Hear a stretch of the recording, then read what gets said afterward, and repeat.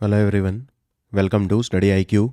Study IQ के इस video में मैं आपको बताऊंगा कि जो ईपीएफओ एसएसए है उसके लिए आपको करंट अफेयर कैसे करने हैं और मैं एक आपको डेमो भी अटैच करूंगा। इस वीडियो में आप 2 घंटे में ये देख लेंगे कि ईपीएफओ का जो सोशल सिक्योरिटी असिस्टेंट का पेपर है वो किस लेवल का आता है। ईपीएफओ का जो एग्ज़ाम है जो एसएसए के लिए होता है उसका जो लेवल है वो एकदम आरबीआई असिस्टेंट के लेवल का है या state bank of India PO के लेवल का है। इसके लिए मेरा जो पेड करंट अफेयर कोर्स है वो एकदम परफेक्ट है। अगर आप इस कोर्स को लेना चाहते हैं तो मैं इसके डिटेल आपको दे देता हूँ पहले, वीडियो शुरू करने से पहले। तो ये मेरा जो कोर्स है इसमें मैं डेली और वीकली करंट अफेयर पढ़ाता हूँ। ये प्योर हिंदी और प्योर इंग्लिश में अवेलेबल है। इसके अलावा जो वीकली वीडियोज़ हैं वो प्योर हिंदी, प्योर इंग्लिश और हिंग्लिश में भी अवेलेबल हैं। इसमें जो आप देखेंगे डेमो वो हिंग्लिश में होगा, यानी कि जो स्क्रीन पे लिखी हुई लैंग्वेज है वो इंग्लिश रहेगी और मैं समझाऊंगा हिंदी में। ये अगर करंट अफेयर का कोर्स आप मेरा खरीदना चाहते हैं तो इसका प्राइस है 1999 रुपये। आपको ये कोड यूज़ करना होगा GGCA और आप इसको सिर्फ 1999 रुपीज़ में खरीद सकते हैं। इसकी 1 साल वैलिडिटी होगी। 1 साल में आप अनलिमिटेड टाइम्स जो है वीडियो को देख सकते हैं।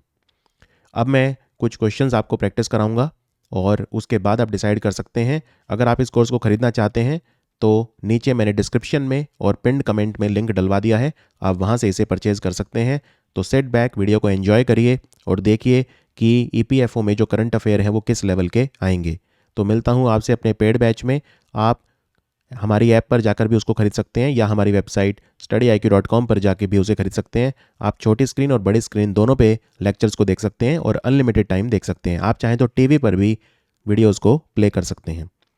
ये बहुत अच्छा मौका है। ऐसे बहुत समय के बाद सोशल सिक्योरिटी असिस्टेंट जो है उसका नोटिफिकेशन आया है और इसमें करंट अफेयर में गवर्नमेंट स्कीम्स पे, जो खास तौर पे मिनिस्ट्री ऑफ लेबर की स्कीम है उन पे भी आपको फोकस करना होगा।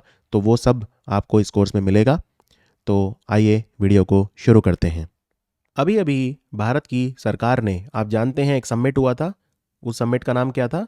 Voice of the global south. Voice of the global south, इसमें जो दक्षिण दक्षिण सहयोग यानी साउथ साउथ कॉपरेशन हमें करना था, आभासी तरीके से हमने करवाया था। इस समिट का थीम था unity of voice, unity of purpose.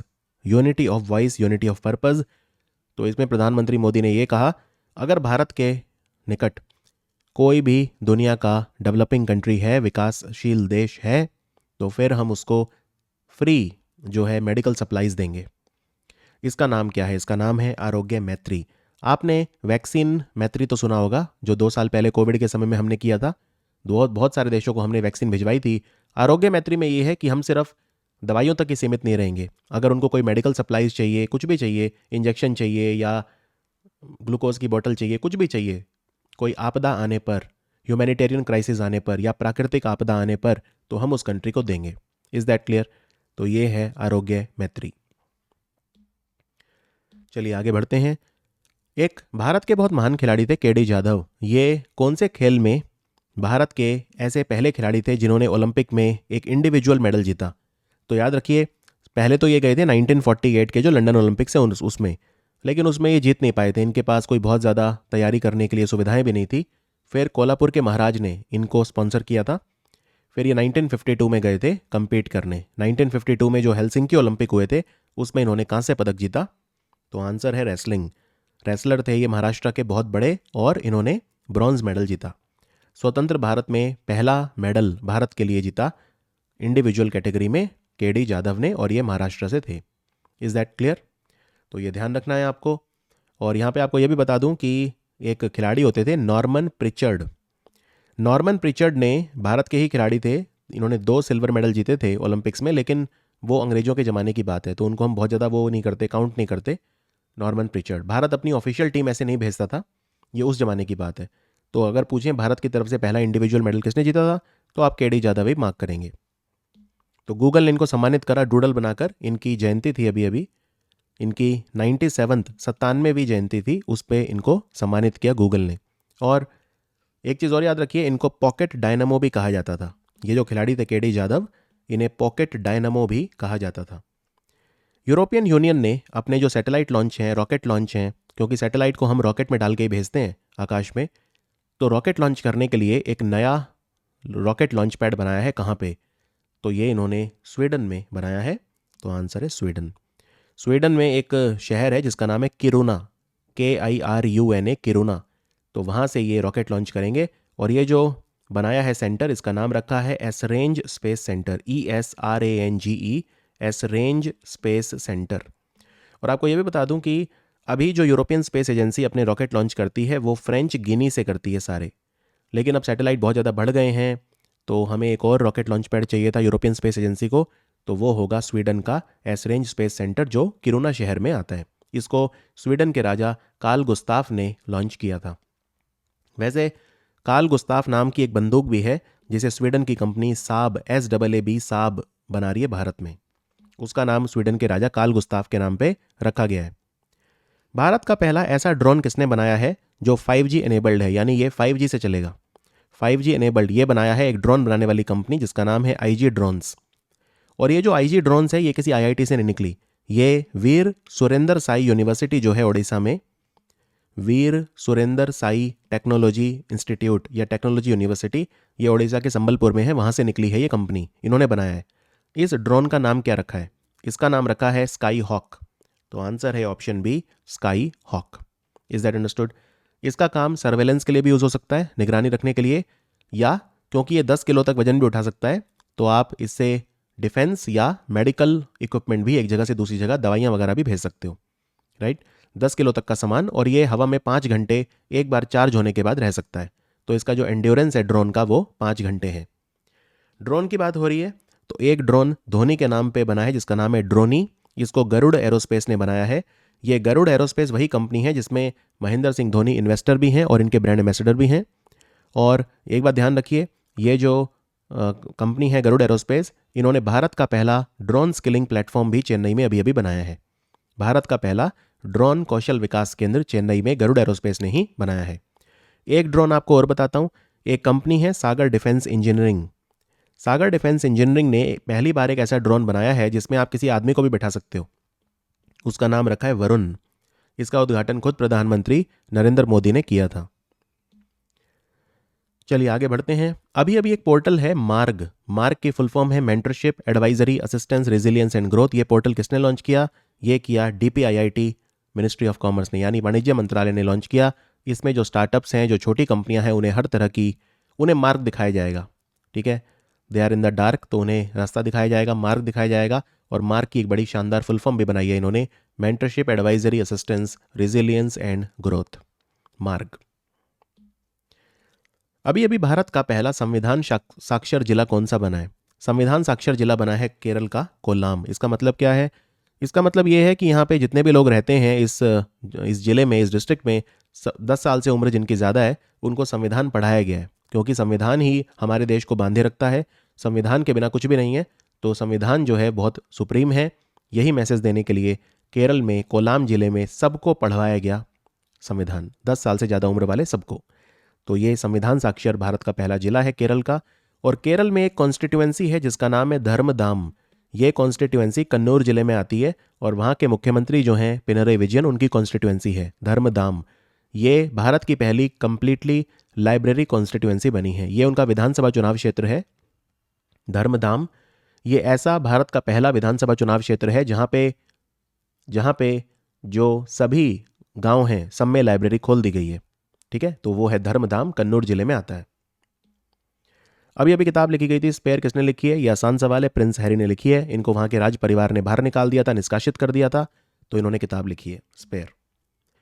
अभी अभी भारत का पहला राज्य कौन सा बना है जिसने एक नीति बनाई है जिससे जो लोग हैं उनमें अंधापन ना हो, लोग अंधेपन के शिकार ना हो, इसके लिए बहुत सारी चीज़ें की गई हैं। वहाँ पे कॉर्निया ट्रांसप्लांट हो रहा है, यानी पुतली डालती है ना आंखों में, अंधेपन को बचाने के लिए। वहाँ पे आई बैंक खोले गए हैं मेडिकल कॉलेजेस में इस राज्य में, जैसे SMS मेडिकल कॉलेज है जयपुर, वहाँ पे खोला गया है। तो ये राज्य है राजस्थान। भारत का पहला राज्य बना है राजस्थान जिसने राइट टू साइट यानी देखने का अधिकार लोगों को दिया है। तो एक पॉलिसी बनाई है तो ब्लाइंडनेस को कंट्रोल करने के लिए।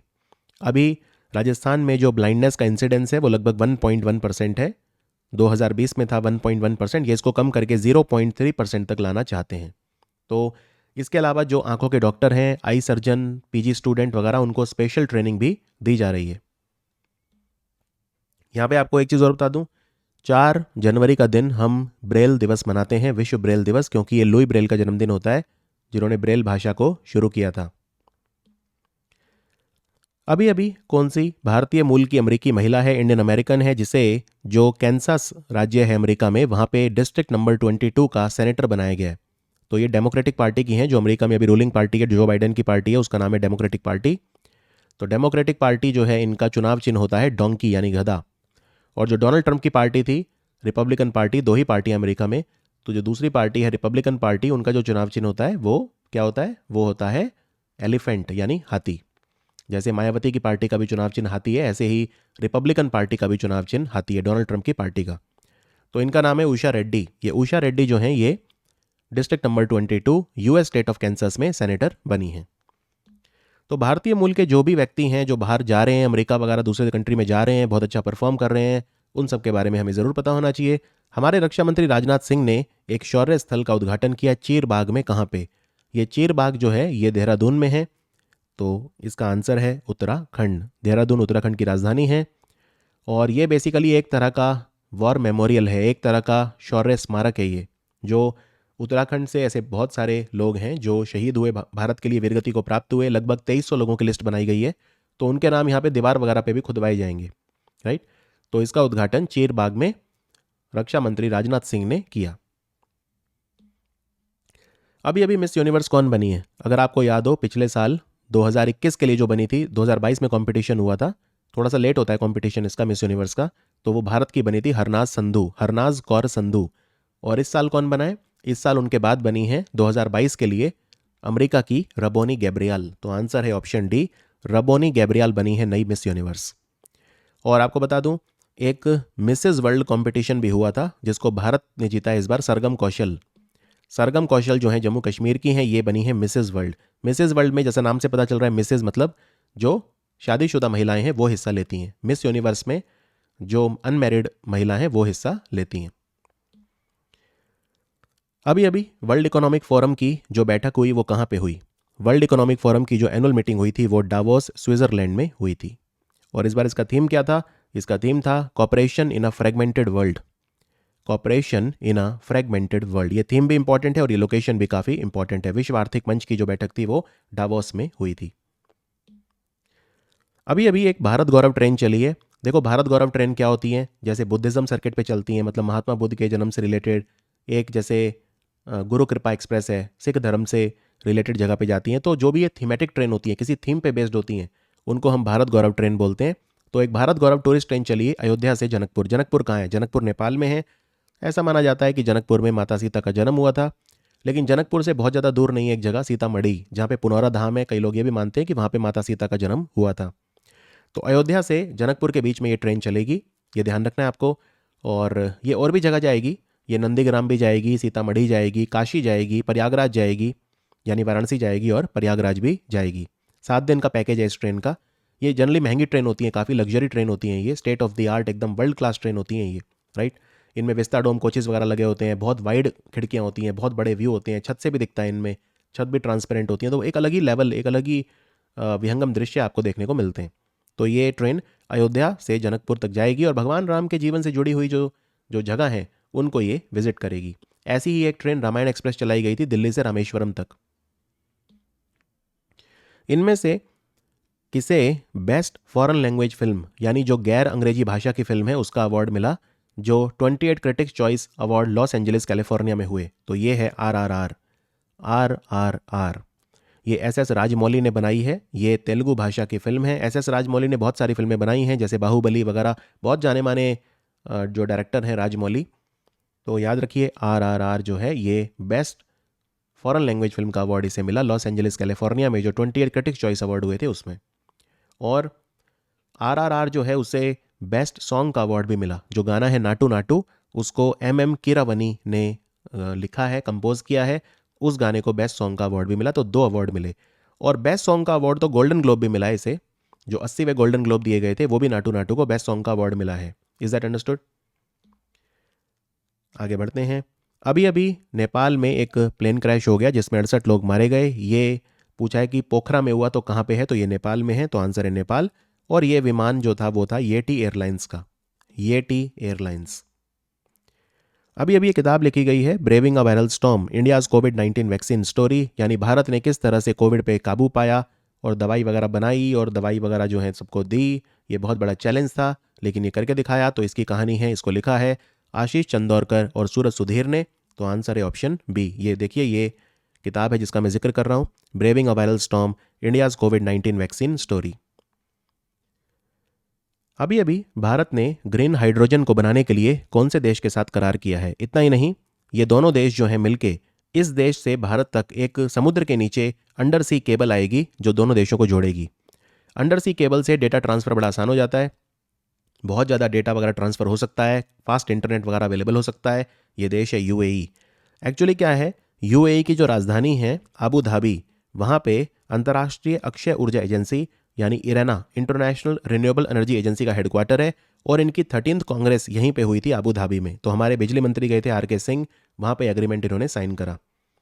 और हमें कितनी हाइड्रोजन बनानी है, ग्रीन हाइड्रोजन? हमें 5 मिलियन मैट्रिक टन यानी कि 50 लाख मैट्रिक टन जो ग्रीन हाइड्रोजन है वो हमें बनानी है 2030 तक, हर साल। ये हमारा लक्ष्य है, इसको बोलते हैं नेशनल हाइड्रोजन मिशन। भारत ने एक रोग होता है लिम्फेटिक फिलेरियसिस, इसमें पांव वगैरह बहुत मोटे हो जाते हैं, इसीलिए इसे हाथी पांव या एलिफेंटियसिस भी बोलते हैं। ये एक कीड़े के काटने से फैलता है, उस कीड़े का नाम है वुचेरिया बैंक्रॉफ्टी।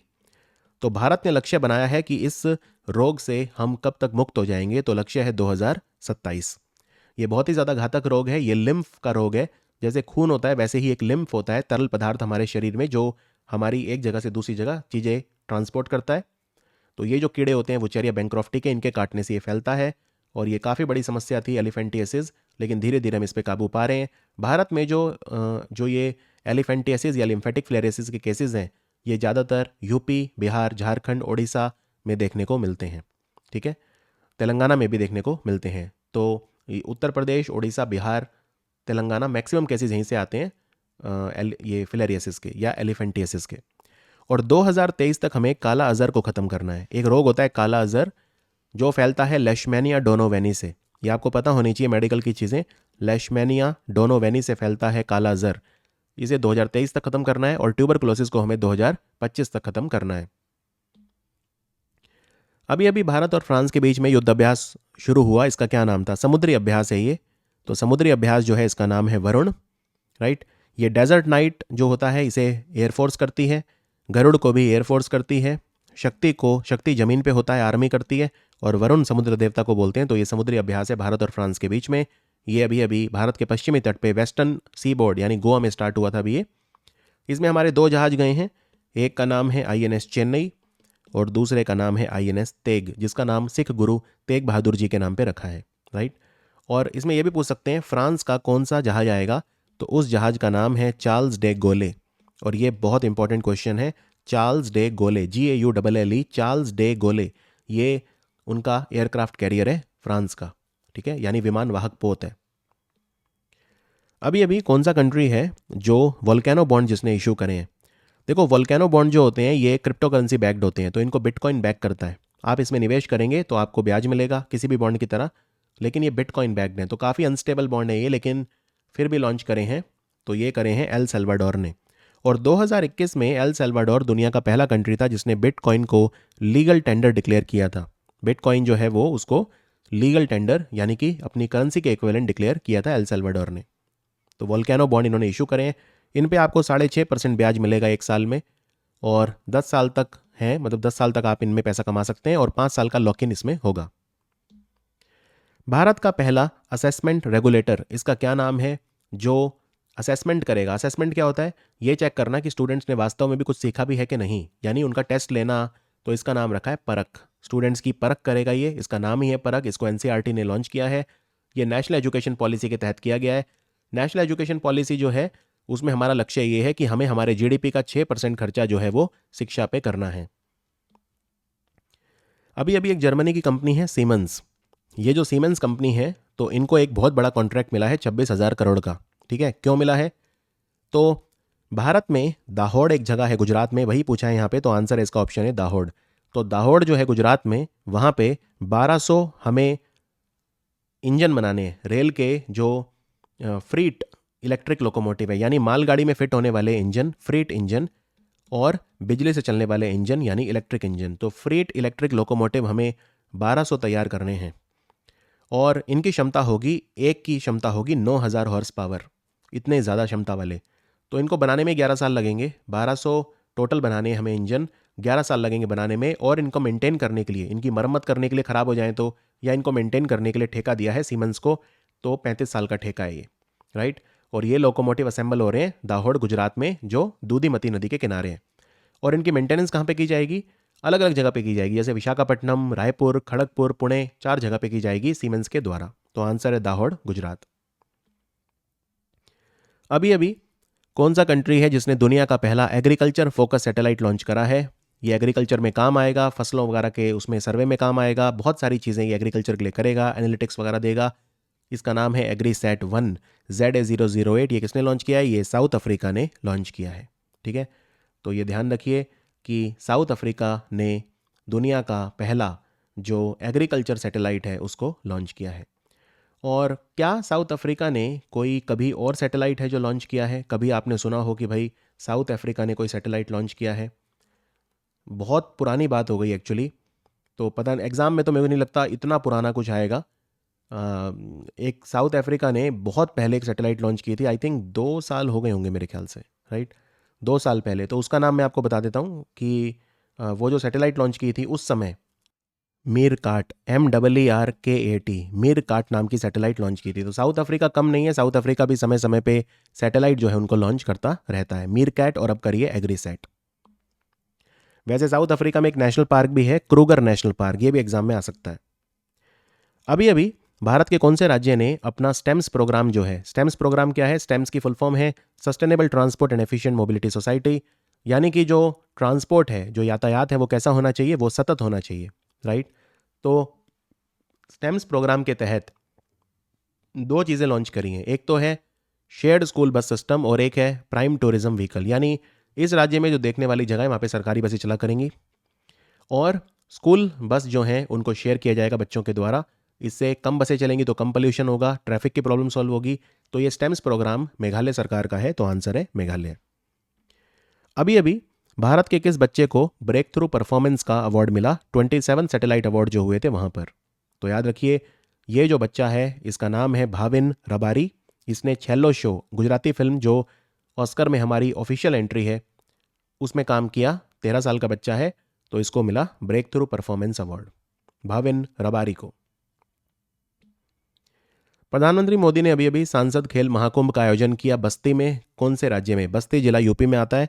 और यहाँ पे जो सांसद हैं, ठीक है, यहाँ पे जो सांसद हैं हरीश द्विवेदी, वो पिछले 3 साल से ये सांसद खेल महाकुंभ का आयोजन बस्ती में करवा रहे हैं, जिसमें रूरल जो लोग हैं, रूरल बच्चे, उनकी प्रतिभा निखरती है।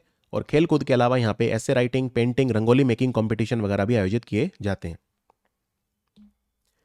अभी अभी अर्मेनिया में भारत का राजदूत कौन बना है? तो नीलाक्षी सिन्हा बनी है अर्मेनिया में हमारी राजदूत। अर्मेनिया हमसे हथियार वगैरह भी खरीद रहा है क्योंकि अर्मेनिया का अजरबैजान से युद्ध चल रहा है। और आपको यह भी बता दूं, वैसे नीलाक्षी जो है ना, ये फेमस है काफ़ी। नीलाक्षी को 15 भाषाएं आती हैं और प्रधानमंत्री मोदी के साथ 14 फॉरेन टूर पे जा चुकी हैं। इतनी टैलेंटेड IAS हैं ये, IFS हैं, मतलब फॉरेन सर्विस ऑफिसर है। और M श्रीधरन बने हैं अजरबैजान में हमारे राजदूत, जिनका अर्मेनिया से युद्ध चल रहा है, राइट। युद्ध क्यों चल रहा है? क्योंकि एक जगह है जिसको लेकर युद्ध चल रहा है, जिसका नाम है नागोर्नो काराबाख। नागोर्नो काराबाख, इसको लेकर युद्ध चल रहा है। डिस्प्यूटेड एरिया दोनों कंट्री के बीच में।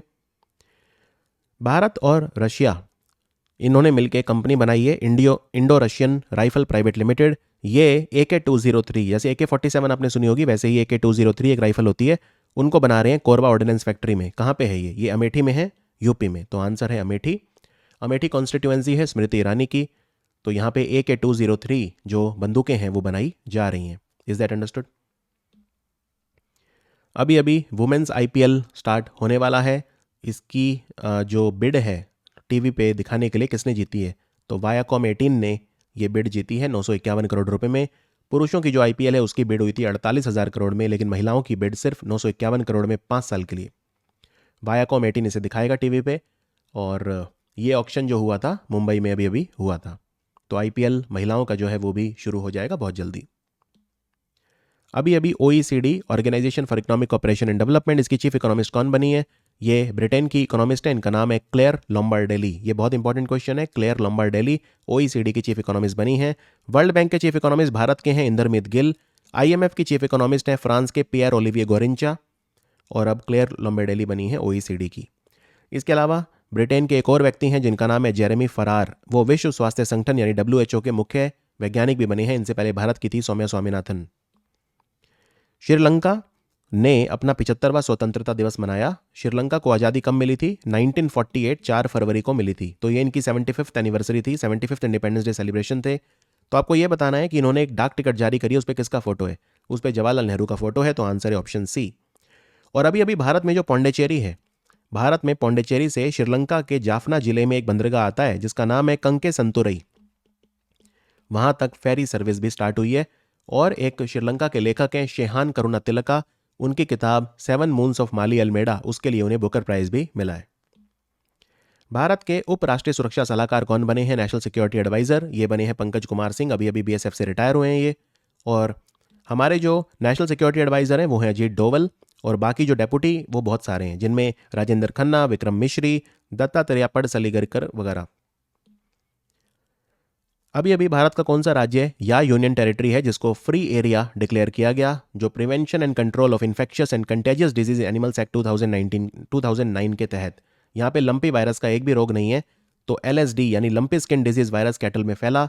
मेनली इसने तबाही मचाई गुजरात, राजस्थान, हरियाणा, पंजाब, यूपी में। और 2 लाख कम से कम पशु मवेशी इसके कारण मारे गए।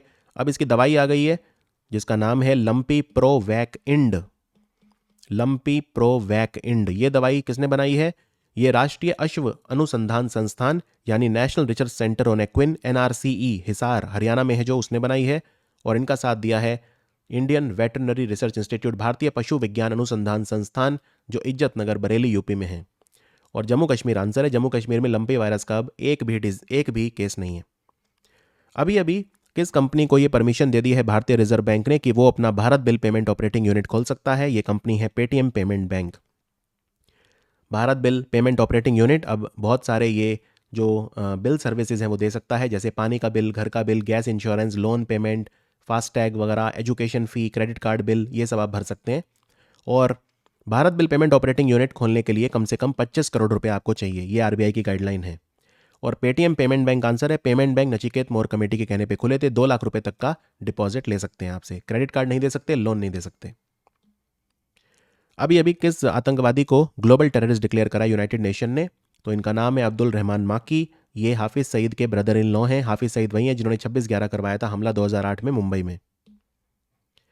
अभी अभी किस संगठन ने लॉन्च करा है GAEA इनिशिएटिव यानी giving to amplify earth action? ये बहुत इंपॉर्टेंट है। इसमें वो $3 ट्रिलियन का खर्चा जो हमें चाहिए 2050 तक धरती को बचाने के लिए, उसको जुटाने की कोशिश करेंगे। ये है वर्ल्ड इकोनॉमिक फोरम यानी ऑप्शन सी, विश्व आर्थिक मंच। तो $3 ट्रिलियन हमें पैसा चाहिए नेट जीरो बनने के लिए, नेचर लॉस को रिवर्स करने के लिए और बायोडाइवर्सिटी को बचाने के लिए 2050 तक। तो वो पैसा जुटाने की ये कोशिश करेंगे। और वर्ल्ड इकोनॉमिक फोरम जो चौथी औद्योगिक क्रांति होगी, 4th इंडस्ट्रियल रेवोल्यूशन, उसका सेंटर भारत में स्थापित कर रहा है कहाँ पे? ये हेल्थ केयर और लाइफ साइंसेज पे फोकस करेगा। तो ये हैदराबाद में स्थापित किया जाएगा। तो आंसर है हैदराबाद। आंसर है हैदराबाद। इनमें से कौन सी कंपनी है जो एशिया का पहला ऐसे इलेक्ट्रिक ट्रक बना रही है, बिजली से चलने वाले ट्रक जिनमें जो बैटरी यूज होगी वो हाइड्रोजन फ्यूल सेल से चलेगी? तो हाइड्रोजन फ्यूल सेल वाली बैटरी बनाएगी बलार्ड।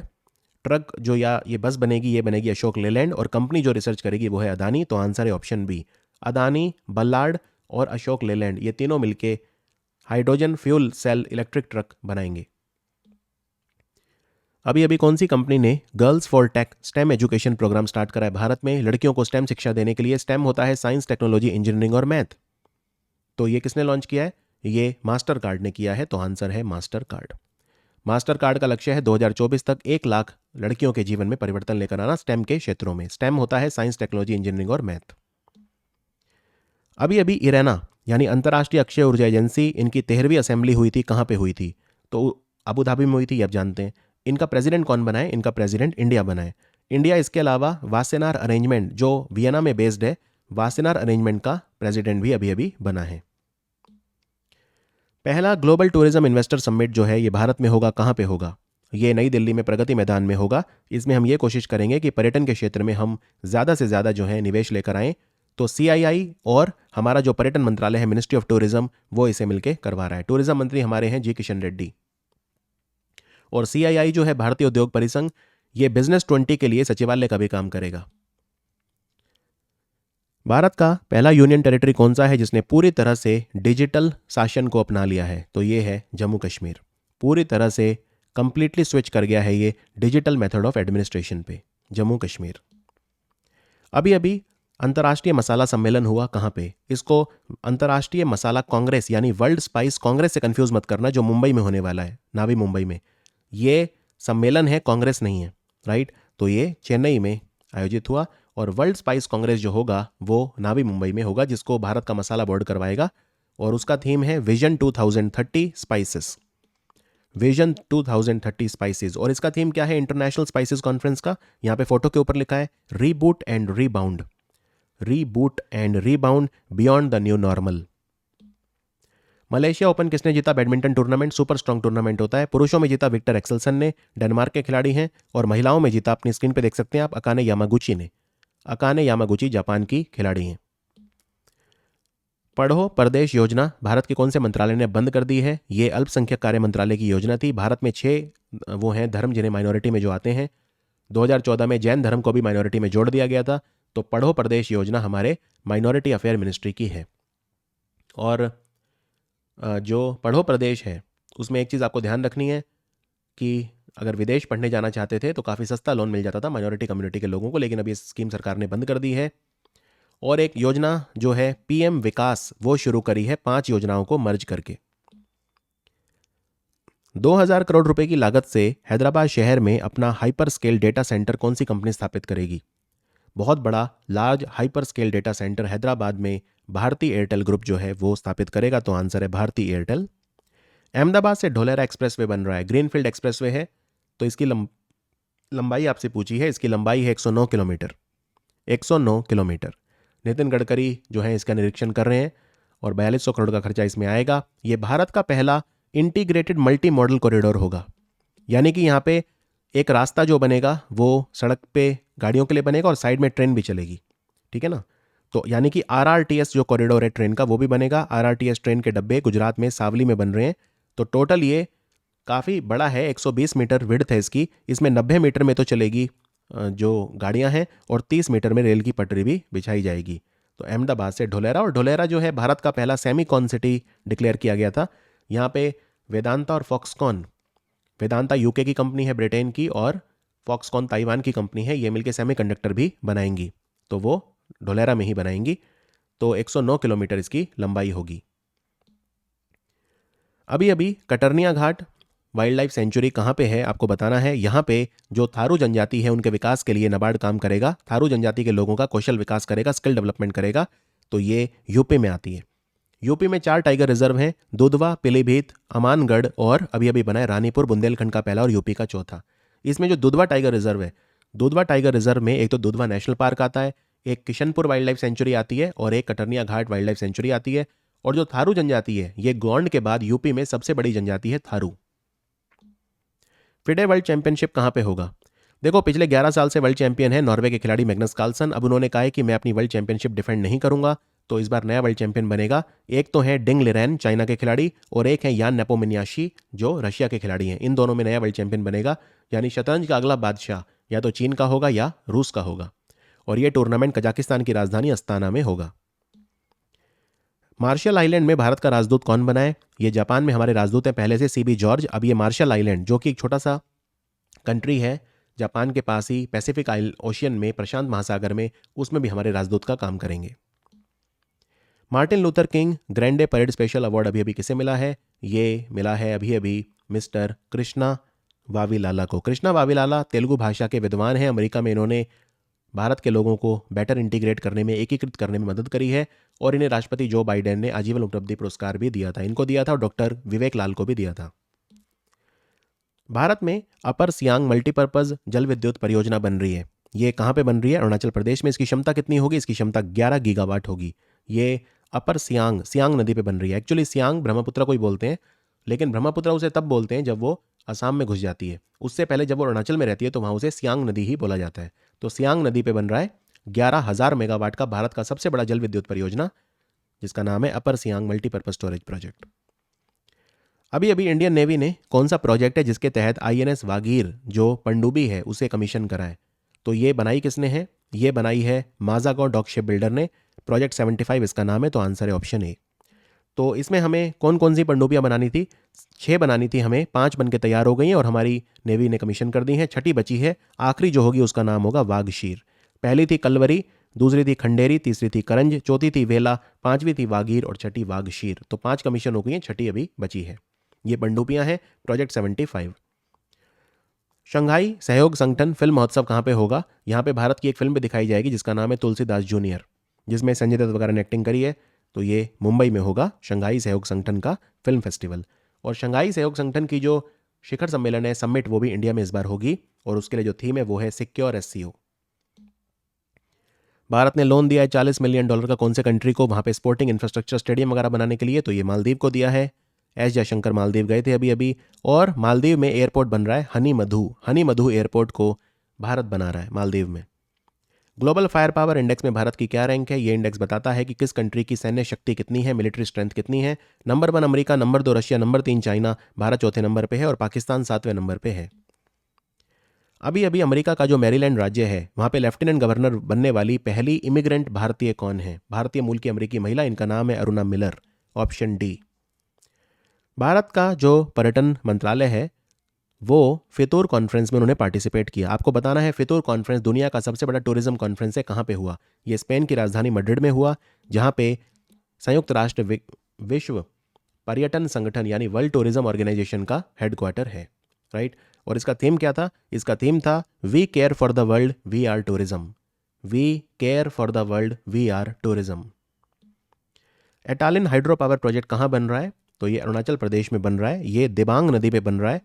काफ़ी बड़ा है ये भी, 3000 मेगावाट के आसपास है इसकी जो क्षमता है, ठीक है। एग्जैक्ट अगर आपको चाहिए तो ये 3097 मेगावाट का प्रोजेक्ट है। एटालिन हाइड्रो पावर प्रोजेक्ट दिबांग नदी पे ये अरुणाचल प्रदेश में बन रहा है।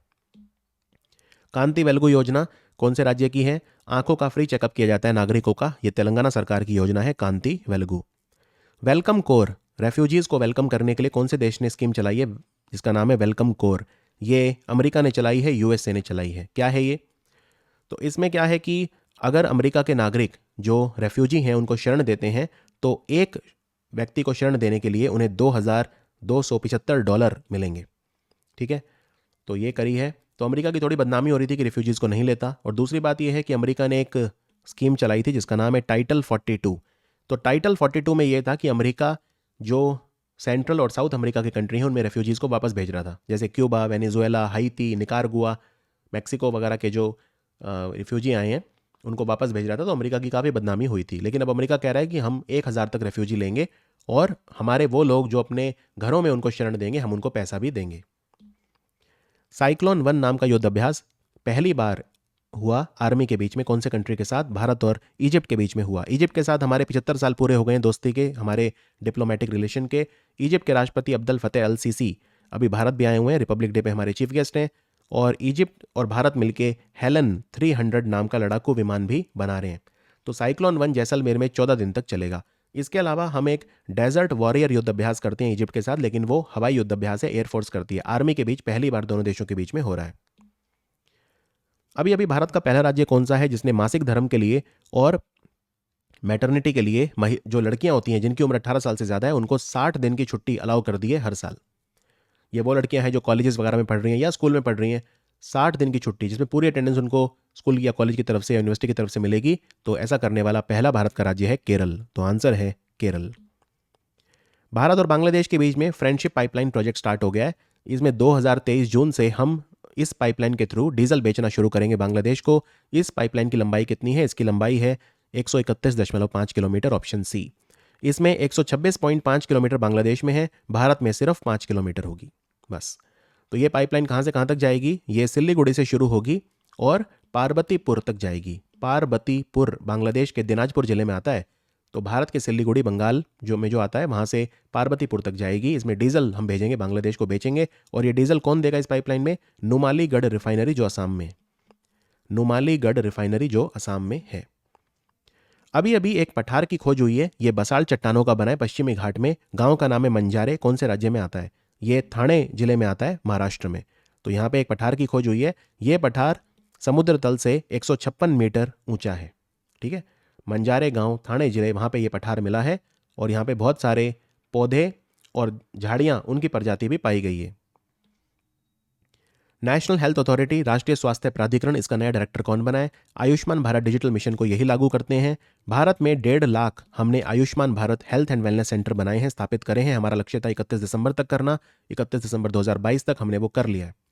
1.5 lakh Ayushman Bharat health and wellness centre हमने बनाए हैं। और आयुष्मान भारत डिजिटल मिशन में 14 अंकों का आभा नंबर भी दिया जाता है, जिससे पेशेंट के सारे जो हॉस्पिटल के रिकॉर्ड हैं वो एक ही जगह पे हो जाएं।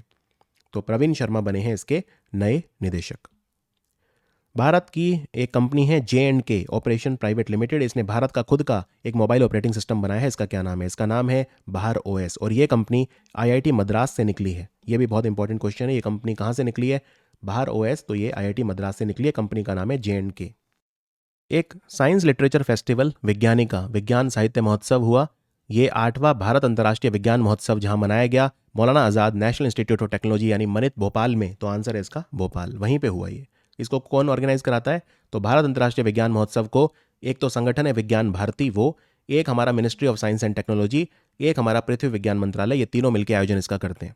ठीक है, तो ये Maulana Azad national institute of technology Bhopal में हुआ। Bharat Pravah India along its shore initiative किसने शुरू करा है? ये हमारे जहाज रानी, जलमार्ग और बंदरगाह मंत्रालय ने करा है, जिसके मंत्री हैं सर्बानंद सोनोवाल। ये हमारे देश के लोगों को जो पोर्ट हैं, रिवर हैं, इन सब की इंपॉर्टेंस को बताएगा। भारत प्रवाह। और एक अंडमान निकोबार में एक जगह है गैलेथिया बे, इसको ट्रांसशिपमेंट हब के रूप में डेवलप किया जा रहा है। इतना ही नहीं, केरल में 2 बंदरगाह हैं, एक तो कोची बंदरगाह केरल में कोचीन में, और एक है विजिंजम जिसे अदानी ग्रुप बना रहा है। इनको भी ट्रांसशिपमेंट हब के रूप में विकसित किया जाएगा। ऑकलैंड अमेरिका में एक शहर है, वहां के नगर निगम में चुनी जाने वाली पहली क्वेयर वुमेन ऑफ कलर कौन है? ये भारतीय मूल की है, इनका नाम है जननी रामचंद्रन। भोपाल घोषणा अपनाई गई अभी अभी। भोपाल डिक्लेरेशन किससे रिलेटेड है? तो थिंक 20 समिट, जो G20 का थिंक 20 है वो भोपाल में हुआ था। यहाँ पे बात की गई लाइफ मतलब लाइफस्टाइल फॉर द एनवायरमेंट। ये कुशाभाऊ ठाकरे अंतर्राष्ट्रीय सम्मेलन केंद्र भोपाल में आयोजित किया गया था। यूनाइटेड नेशन एनवायरमेंट प्रोग्राम यानी संयुक्त राष्ट्र पर्यावरण कार्यक्रम, उनकी महानिदेशिका कौन बनी है? पहले भी यही थी, अब 4 साल के लिए दोबारा चुनी गई है। डेनमार्क की है, इनका नाम है इंगर एंडरसन और इनकी कंट्री है डेनमार्क। UNEP का हेडक्वार्टर केन्या की राजधानी नायरोबी में है। भारत का पहला जिला कौन सा है जिसने अपने सभी नागरिकों को बेसिक डॉक्यूमेंट और फैसिलिटी दी है, खासतौर पर सारे ट्राइबल लोगों को? ये राहुल गांधी की कॉन्स्टिट्यूएंसी है, इनका नाम है वायनाड, केरल में है वायनाड। यहाँ पे जितने भी ट्राइबल लोग हैं सबको आधार कार्ड दिया गया है, सबको राशन कार्ड दिया गया है, birth certificate, death certificate, election ID card, voter card यानी बैंक अकाउंट और हेल्थ इंश्योरेंस सबको दिया गया है। ऐसा करने वाला भारत का ये पहला कॉन्स्टिट्यूएंसी है, पहला जिला है वायनाड। पहली बार सरस मेला कौन सी यूनियन टेरेटरी में हो रहा है? फरवरी 2023 में जम्मू कश्मीर में होगा। इसको हमारा ग्रामीण विकास मंत्रालय कराएगा। ये दीनदयाल अंत्योदय योजना नेशनल रूरल लाइवलीहुड मिशन के तहत होगा। और बागे बाहू, जम्मू में एक बाग है जिसका नाम है बागे बाहू, वहाँ पे ये होगा। तो दीनदयाल अंत्योदय योजना नेशनल रूरल लाइवलीहुड मिशन के तहत एक प्रज्वला चैलेंज भी आयोजित किया गया था ग्रामीण विकास मंत्रालय के द्वारा। हिंदू हृदय सम्राट बाला साहेब ठाकरे आपला दवाखाना, ये कहाँ पे इनॉग्रेट किया प्रधानमंत्री मोदी ने? 20 दवाखाने हैं, यहाँ पे फ्री दवाइयाँ और फ्री इलाज जो है गरीबों का होगा। Free diagnostic test, investigation, X-ray, CT scan सब फ्री होगा गरीबों के लिए। मुंबई में उद्घाटन किया प्रधानमंत्री मोदी ने, तो आंसर है मुंबई। और NH 150C ये हाईवे अभी अभी इसके 2 पार्ट तैयार हो गए हैं। तो ये हाईवे जो है, ये NH 150C, ये कौन से हाईवे का हिस्सा है, कौन से एक्सप्रेसवे का हिस्सा है? द्रुतगामी राजमार्ग यानी एक्सप्रेसवे, ये है सूरत चेन्नई एक्सप्रेसवे का हिस्सा, जो गुजरात, आंध्र प्रदेश, मतलब बहुत सारे राज्यों को कनेक्ट करेगा। गुजरात, महाराष्ट्र, कर्नाटक, तेलंगाना, आंध्रा और तमिलनाडु। तो ये कितना लंबा होगा? ये 1270 किलोमीटर होगा लंबा। भारत का दूसरा सबसे लंबा एक्सप्रेसवे होगा दिल्ली मुंबई एक्सप्रेसवे के बाद। दिल्ली मुंबई एक्सप्रेसवे 1350 किलोमीटर का होगा। तो 50,000 करोड़ का खर्चा आएगा इसको बनाने में। तो NH 150C भी सूरत चेन्नई एक्सप्रेसवे का पार्ट होगा। इनमें से भारत का बेस्ट सस्टेनेबल ग्रीनफील्ड एयरपोर्ट किसे डिक्लेयर किया गया? ग्रीनफील्ड मतलब जो नया बना है, एकदम बिल्कुल नया स्क्रैच से, और सस्टेनेबल मतलब सतत। तो एसोचैम ने जो अंतर्राष्ट्रीय विमानपत्तन सम्मेलन करवाया था, वहाँ पे ये अवार्ड मिला। ये मिला मनोहर इंटरनेशनल एयरपोर्ट को, जो कि मोपा में है, गोवा में है ये, राइट। मोपा गोवा में, नॉर्थ गोवा में ये खुला है। इसका उद्घाटन प्रधानमंत्री मोदी ने 11 दिसंबर 2022 को किया था।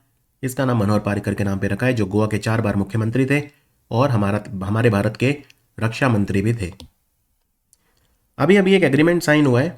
हमारे जो भारत की पोर्ट एसोसिएशन है, भारतीय बंदरगाह संघ यानी इंडियन पोर्ट एसोसिएशन, उन्होंने किसके साथ मिलकर डिसाइड करा है कि एक centre for maritime economy and connectivity स्थापित किया जाएगा। इसका क्या मतलब होता है?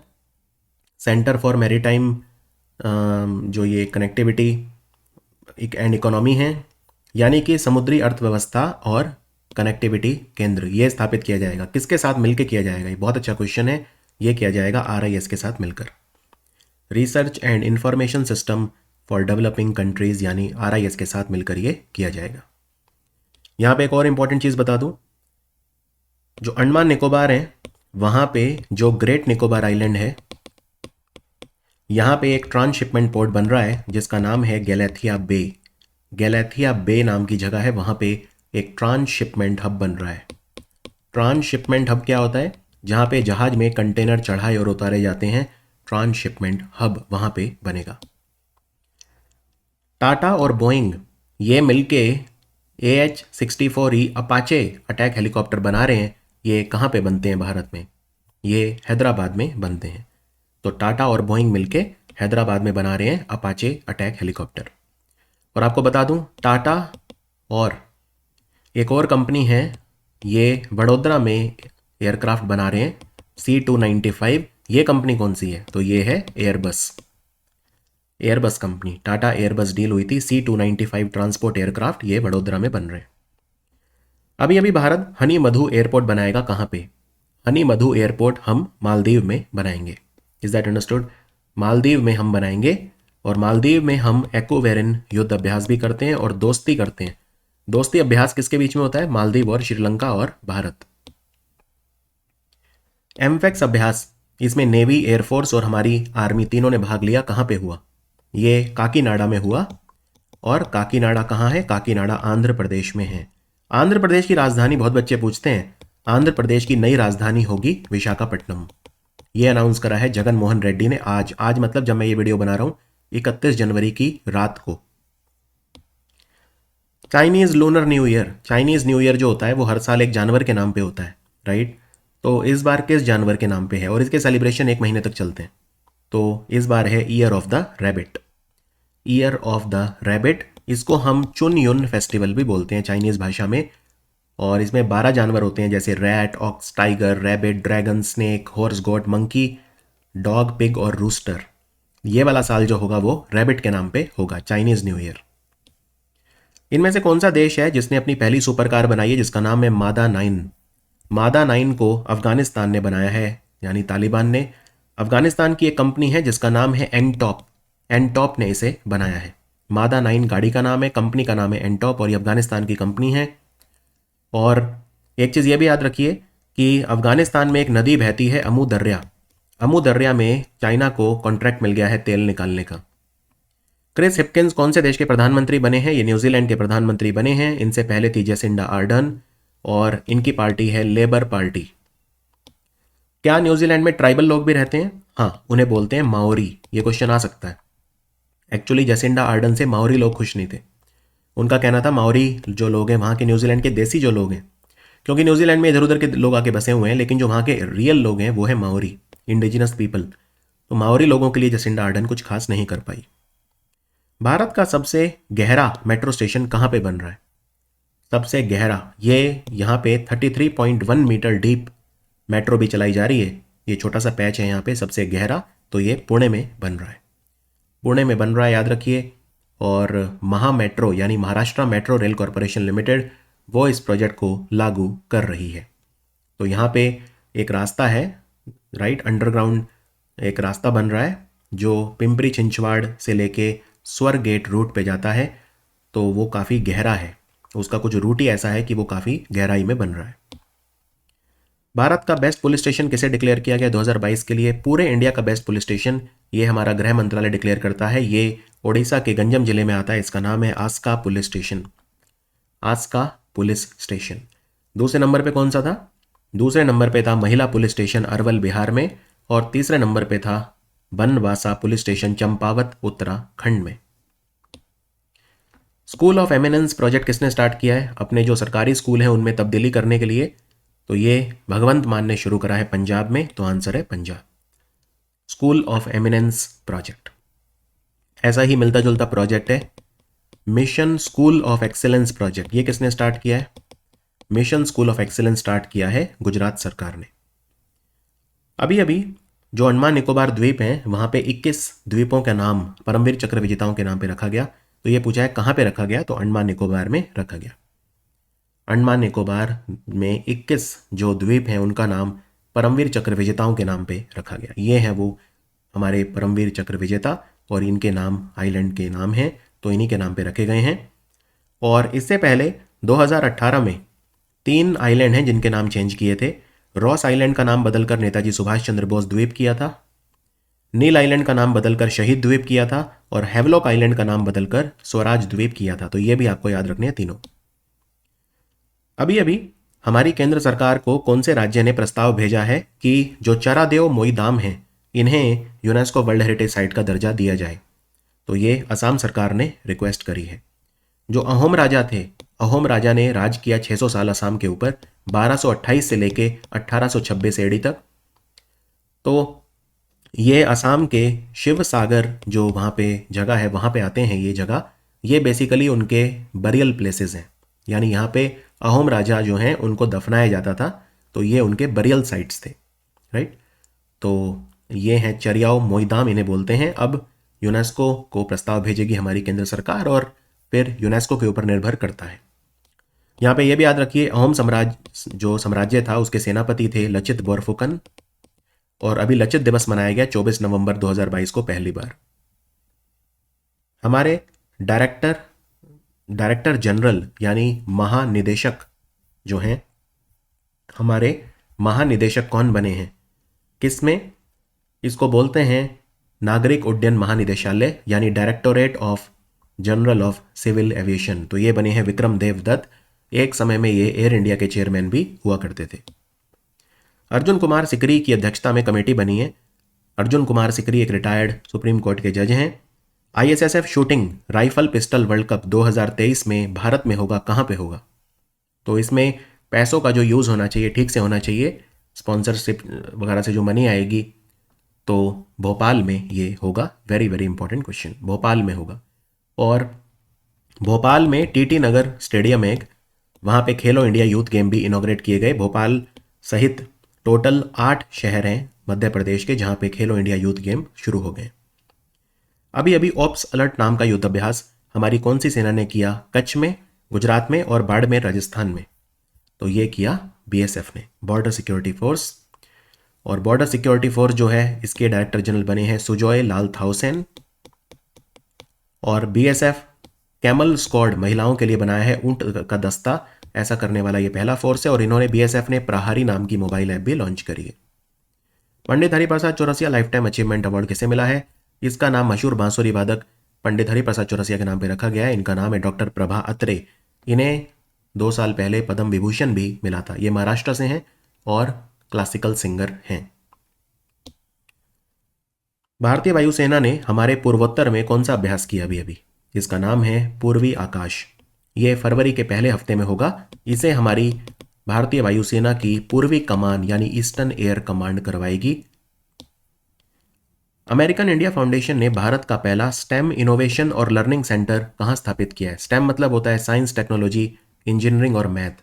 तो याद रखिए चेन्नई में ये स्थापित किया गया। चेन्नई में स्थापित किया गया है भारत का पहला stem innovation and learning centre. Bharat जो है वो भारत ने फाइनेंशियल एश्योरेंस करवाई है। Basically international monetary fund $2.9 billion का बेल आउट दे रहा है किस कंट्री को? तो ये श्रीलंका को दे रहा है, क्योंकि श्रीलंका काफ़ी इकोनॉमिक संकट में है। तो भारत ने भी सहायता करी है श्रीलंका की, और भारत के कहने पे IMF $2.9 बिलियन का बेल आउट श्रीलंका को दे रहा है। अभी अभी एक कछुआ संरक्षण और पुनर्वास केंद्र यानी turtle conservation and rehabilitation centre स्थापित किया गया गुइंडी नेशनल पार्क में। गुइंडी नेशनल पार्क कहाँ पे है? गुइंडी नेशनल पार्क जो है ये तमिलनाडु में है, चेन्नई में है। बहुत छोटा है ये नेशनल पार्क, लेकिन इम्पॉर्टेंट है। तो ये फेमस है वैसे ब्लैक बक्स के लिए या हिरण वगैरह के लिए, जो स्पॉटेड डियर हैं यानी चीतल या स्पॉटेड डियर, और एक काला हिरण होता है जिसे ब्लैक बक बोलते हैं, उनके लिए मशहूर है गुइंडी नेशनल पार्क। एयरबस कौन सी कंपनी के साथ इसने पार्टनरशिप करी है भारत की as a strategic engineering partner? तो ये है Larsen and Toubro technology services limited, LNT, Larsen and Toubro. Airbus company का हेडक्वार्टर फ्रांस के टूलूज शहर में है। Airbus company multi national company है, राइट। तो इसका जो मेन हेडक्वार्टर है वो टूलूज में है। इंडिया ओपन टूर्नामेंट हुआ था बैडमिंटन का, किसने जीता? तो इसमें उलटफेर हुए, ये जीता आन सी यंग ने, और आन सी यंग साउथ कोरिया की खिलाड़ी हैं, आन सी यंग। और पुरुषों में किसने जीता? पुरुषों में ये खिलाड़ी हैं, ये थाईलैंड के खिलाड़ी हैं, इनका नाम है कुनलावुत वितिसरन। यहाँ लिख देता हूँ, कुनलावुत वितिसरन। और कुनलावुत वितिसरन ने विक्टर एक्सेल्सन को हराया, जो बहुत बड़ी बात है, डेनमार्क के खिलाड़ी विक्टर एक्सेल्सन। और आनसी यंग ने दुनिया की नंबर 1 खिलाड़ी अकाने यामागुची को हराया, जो जापान की है। प्रधानमंत्री राष्ट्रीय बाल पुरस्कार दिए गए बच्चों को। ये कितने बच्चों को दिए गए? तो 11 बच्चों को दिए गए। यहाँ पे 11 के नाम लिखे हैं, आपको बच्चों के नाम याद ही रखने, लेकिन ये 5 क्षेत्रों में दिया जाता है। कला संस्कृति यानी आर्ट एंड कल्चर, बहादुरी यानी ब्रेवरी, नवाचार यानी इनोवेशन, समाज सेवा यानी सोशल सर्विस, और स्पोर्ट्स यानी खेल। ब्रेवरी के लिए मिला है रोहन बहिर को। तो ये अवार्ड देता कौन सा मंत्रालय है? Ministry of women and child development, महिला बाल विकास मंत्रालय। 1996 में ये अवार्ड स्टार्ट हुए थे। इसमें 1 लाख रुपए का अवार्ड मिलता है, और कैश प्राइज 1 लाख का, मेडल और सर्टिफिकेट भी मिलता है। भारतीय वायुसेना नॉर्थ ईस्ट में एक और अभ्यास करेगी, क्योंकि पूर्वी आकाश तो करेगी, एक और करेगी। उसका क्या नाम है? उसका नाम है प्रलय। तो प्रलय नाम का जो अभ्यास है वो भी भारतीय वायुसेना करेगी हमारे नॉर्थ ईस्ट में। अभी अभी नेताजी सुभाष चंद्र बोस आपदा प्रबंधन पुरस्कार दिए गए। ये संगठनों को भी दिए जाते हैं और इंडिविजुअल्स को भी दिए जाते हैं, राइट। तो इस बार ये ओडिशा राज्य का जो डिजास्टर मैनेजमेंट अथॉरिटी है यानी आपदा प्रबंधन प्राधिकरण, उसे मिला है एक तो, और लुंगलई फायर स्टेशन को मिला है। ये कौन से राज्य का है लुंगलई फायर स्टेशन? तो ये मिजोरम का है। मिजोरम का है लुंगलई फायर स्टेशन। 2021 में जब यहाँ जंगलों में आग लगी थी अप्रैल के महीने में, तो लुंगलई फायर स्टेशन ने जंगल में जो आग लगी थी दावानल, उसे फैलने नहीं दिया था, राइट। और 5 लाख रुपए का अवार्ड मिलता है अगर इंडिविजुअल जीते, और 51 लाख का अवार्ड मिलता है अगर संगठन जीते। तो इस बार दोनों संगठनों को मिला है, तो इसीलिए 51 लाख का अवार्ड इन्हें मिलेगा। इनमें से कौन सा ऑर्गेनाइजेशन है जिसने भारत का प्रपोजल एक्सेप्ट कर लिया है कि जब ये जेंडर गैप रिपोर्ट को कैलकुलेट करेंगे तो वुमेन का जो पार्टिसिपेशन है लोकल गवर्नमेंट बॉडीज़ में, यानी जो पंचायत वगैरह में हमारी महिलाएं सेलेक्ट होती हैं, उन सबको भी एक पैरामीटर के रूप में जो स्थानीय निकाय हैं उनमें महिलाओं की भागीदारी को शामिल किया जाएगा। तो ये किसने कराया? ये वर्ल्ड इकोनॉमिक फोरम ने कराया। और वर्ल्ड इकोनॉमिक फोरम ने हैदराबाद में चौथी औद्योगिक क्रांति का केंद्र बनाया है, यानी centre for 4th industrial revolution Hyderabad में सेटअप किया है। इनकी एनुअल मीटिंग जो हुई थी वो डावोस में हुई थी। एक एस्ट्रोफिजिक्स मिशन है अल्ट्रासैट। ये कौन सी स्पेस एजेंसी का है? अल्ट्रासैट जो मिशन है ये इजराइल स्पेस एजेंसी का है। इजराइल स्पेस एजेंसी ये बेसिकली क्या करेंगे? ये अल्ट्रा वायलेट टेलीस्कोप का इस्तेमाल करेंगे। जूस मिशन अप्रैल में होगा। ये कौन सी स्पेस एजेंसी का है? ये यूरोपियन स्पेस एजेंसी का है। कहाँ के लिए है? तो ये बृहस्पति ग्रह के लिए है, ठीक है। और बृहस्पति ग्रह के 3 चंद्रमा हैं जिनको ये स्टडी करेंगे। बृहस्पति ग्रह पे 80 चंद्रमा हैं। सबसे ज़्यादा चंद्रमा किस पे हैं? सबसे ज़्यादा चंद्रमा शनि ग्रह पे हैं, सैटर्न पे हैं, दूसरे नंबर पे जुपिटर पे हैं। तो 3 चंद्रमा, एक तो है गैनीमेड जो सबसे बड़ा चंद्रमा है, एक है सबसे छोटा चंद्रमा बृहस्पति का, यूरोपा बोलते हैं जिसे, और एक है कलिस्टो। इन 3 चंद्रमा को स्टडी किया जाएगा इस मिशन में। आकाश सरफेस टू एयर मिसाइल जो है रिपब्लिक डे परेड पे, इसका दस्ता किसने लीड किया? इसका दस्ता लीड किया लेफ्टिनेंट चेतना शर्मा ने। और आकाश और त्रिशूल ये 2 मिसाइल हैं हमारी जो सरफेस टू एयर मिसाइल हैं। अब्दुल फतेह अल सीसी मुख्य अतिथि थे इस बार रिपब्लिक डे परेड में। कौन से देश के राष्ट्रपति? तो ये कौन से देश के राष्ट्रपति हैं? ये इजिप्ट के राष्ट्रपति हैं। और आपको बता दूं, इजिप्ट के साथ हमने साइक्लोन 1 युद्ध अभ्यास किया जैसलमेर में। अजीत गुप्ते हमारे राजदूत हैं इजिप्ट में। इजिप्ट के साथ हम डेजर्ट वॉरियर अभ्यास भी करते हैं। और भारत और इजिप्ट मिलकर हेलन 300 नाम के लड़ाकू विमान भी बना रहे हैं। बालकृष्ण दोषी का निधन हो गया। ये कौन से फील्ड से थे? ये वास्तुकार थे, आर्किटेक्ट थे। इन्हें पद्म विभूषण भी दिया गया अभी अभी बालकृष्ण दोषी को। और इन्होंने बहुत सारी चीज़ें बनाई, राइट। सेप्ट की जो बिल्डिंग है वो इन्होंने बनाई। टैगोर मेमोरियल हॉल इन्होंने बनाया। अहमदाबाद नी गुफा इन्होंने बनाई। फिर इन्होंने IIM बेंगलोर के वास्तुकार भी थे। ये अरण्या नाम का इन्होंने लो कॉस्ट हाउसिंग मॉडल दिया था इंदौर में। अरण्या यानी कम दाम में घर बना सकते हो आप। अरण्या लो कॉस्ट हाउसिंग मॉडल इन्होंने दिया था। इन्हें royal institute of British architect के द्वारा गोल्ड मेडल भी दिया गया था 2022 में। और ये पहले भारतीय थे जिन्हें प्रिट्जकर अवार्ड भी दिया गया था। और इन्हें आगा खान अवार्ड भी मिला था। तो इन्हें ये तीनों अवार्ड मिले हुए थे। आगा खान अवार्ड, रॉयल इंस्टीट्यूट जो है ब्रिटिश आर्किटेक्ट का, उसका गोल्ड मेडल, और प्रिट्जकर अवार्ड। जियोटेल स्पेसक्राफ्ट ये साइन ऑफ हो गया है। ये नासा ने किसके साथ मिलकर लॉन्च किया था? ये जापान की स्पेस एजेंसी है जाक्सा, उसके साथ मिलकर किया था। तो ये अब स्विच ऑफ हो गया है। ऐसे ही मंगल ग्रह पे जो इनसाइट लैंडर था नासा का, वो भी स्विच ऑफ हो गया, उसमें बैटरी खत्म हो गई है। अभी अभी कौन सा हमारा नगर निगम है जिसने 100 days to beat plastic campaign चलाया? ये म्युनिसिपल कॉरपोरेशन ऑफ दिल्ली ने चलाया। और इसके लिए शुभंकर बनाया गया निवारण दादी। निवारण दादी याद रखिए, ये शुभंकर थी। दिल्ली में 11,000 टन कचरा जनरेट होता है हर रोज़। इसमें 10% जो है, लगभग 1,000 टन, वो प्लास्टिक कचरा होता है। इस बार ऑस्कर में भारत की तरफ से कौन सी डॉक्यूमेंट्री गई है? तो जो डॉक्यूमेंट्री गई है भारत की तरफ से उसका नाम है ऑल दैट ब्रीथ्स। और जो शॉर्ट डॉक्यूमेंट्री गई है वो है द एलिफेंट विस्परर्स। तो शॉर्ट वर्ड देखते ही आप एलिफेंट को मार्क कर देना, द एलिफेंट विस्परर्स। इसके अलावा नाटू नाटू गाना बेस्ट जो सॉन्ग है उसमें नॉमिनेट हुआ है। तो आखिरी 5 में पहुंच गए हैं सब। उत्तर भारत का सबसे बड़ा फ्लोटिंग सोलर पावर प्रोजेक्ट कहाँ पे सेटअप किया गया है? तो ये चंडीगढ़ में सेटअप किया गया है। इसकी क्षमता है 2000 kWp। नावा शैवा जवाहरलाल नेहरू बंदरगाह को बोलते हैं। इन्होंने लोन लिया है 1066 करोड़ का अपने विस्तार के लिए। किससे लिया है? ये नावी मुंबई में है, जवाहरलाल नेहरू बंदरगाह नावा शैवा। इन्होंने ये लोन एशियाई विकास बैंक से लिया है। तो आंसर एशियन डेवलपमेंट बैंक। ट्रोपेक्स युद्ध अभ्यास हमारी नेवी ने किया अभी अभी। तो ये कितने साल में एक बार होता है? ये 2 साल में एक बार होता है ट्रोपेक्स। ठीक है, 3 महीने तक चलेगा ये, जनवरी से लेके मार्च तक चलेगा। और इसमें बेसिकली ये सबसे बड़ा अभ्यास होता है हमारी नेवी का। अभी अभी एक भारत का जहाज है जिसने MD-15 ईंधन जो है, MD-15 क्या होता है?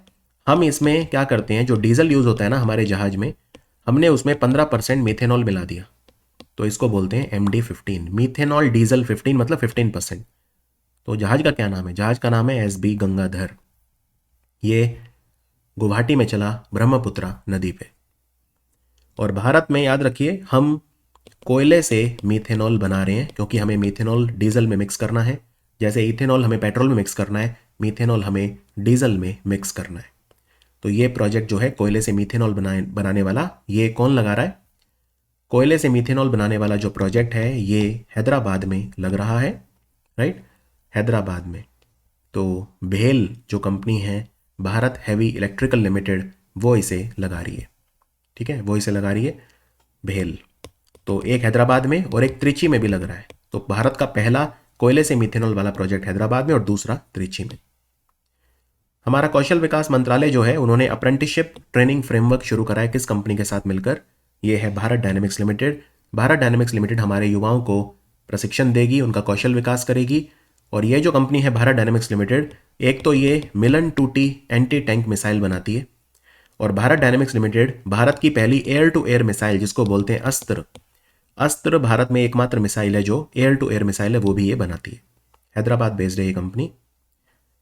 इनमें से हमने कौन सा पोर्टल लॉन्च करा है जिससे हमारा यूनिवर्सल इम्यूनाइजेशन प्रोग्राम पूरी तरह डिजिटल हो सके? तो कोविन की अपार सफलता के बाद हमने यूविन लॉन्च किया। यू मतलब universal immunisation programme.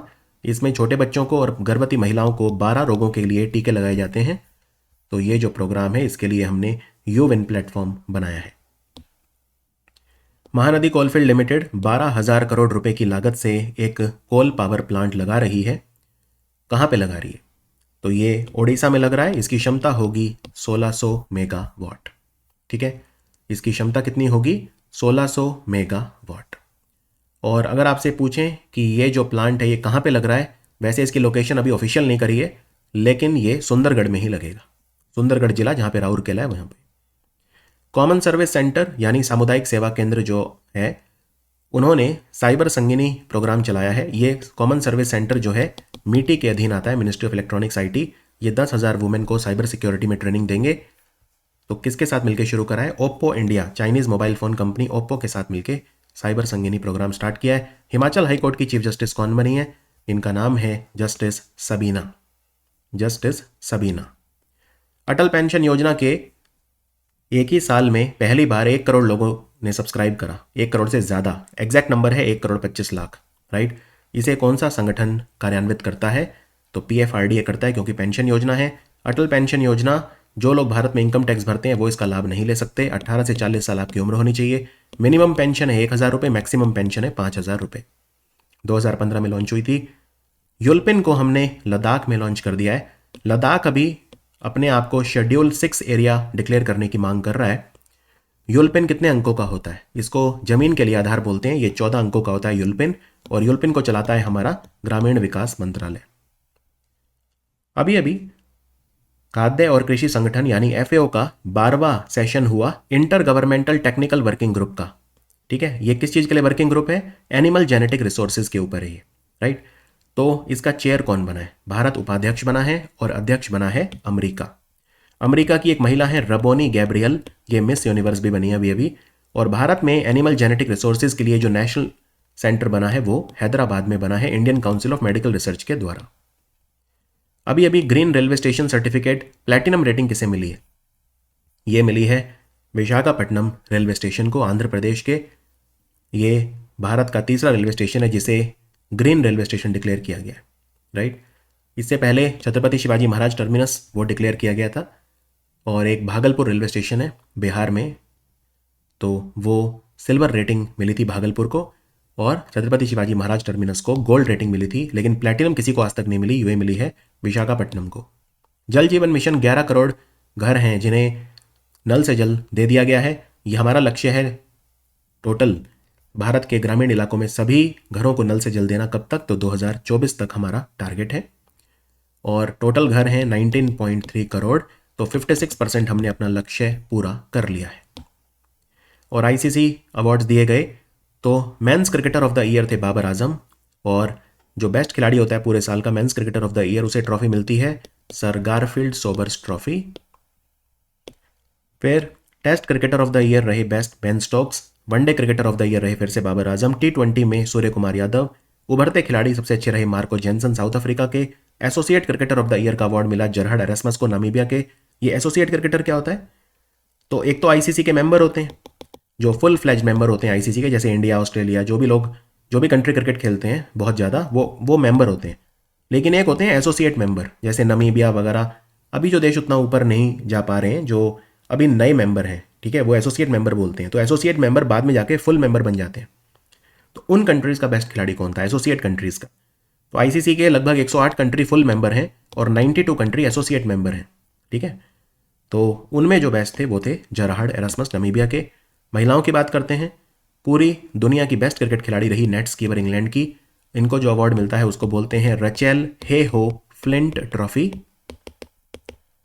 One day cricketer of the year रही नेट स्कीवर फिर से। T20 cricketer of the year रही ताहिला मैग्राथ ऑस्ट्रेलिया की। Emerging cricketer of the year रही रेणुका सिंह भारत की। उभरती खिलाड़ी दुनिया की बेस्ट भारत की है Renuka Singh. Associate cricketer of the year रही ईशा ओझा UAE की। अभी हमेशा देखेंगे आप, एसोसिएट क्रिकेटर हमेशा ऐसे देश का होगा जो बहुत ज़्यादा एक्टिव नहीं है क्रिकेट में। एम्पायर ऑफ द ईयर रहे इंग्लैंड के रिचर्ड इलिंगवर्थ। और खेल भावना के लिए अवार्ड मिला आसिफ शेख नेपाल, ठीक है।